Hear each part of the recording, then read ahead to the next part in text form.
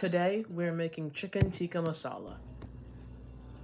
2 large onions finely diced, some olive oil, 2 tablespoons of butter. Saute until the onions are translucent. Cook for 8 minutes, then flip.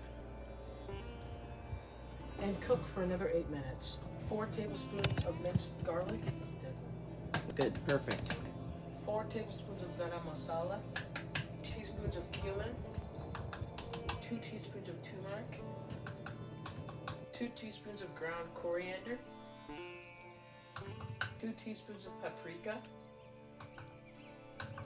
teaspoons of salt.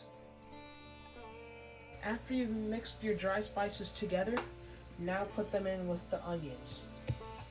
28 ounces of tomato puree, and mix. 1.5 cups of hot water, and mix once more. When your chicken is done, you want to cut it into bite-sized pieces. Once you have cut up your chicken, now put it into the bowl and mix. For the finishing touch, add 1 cup of heavy cream.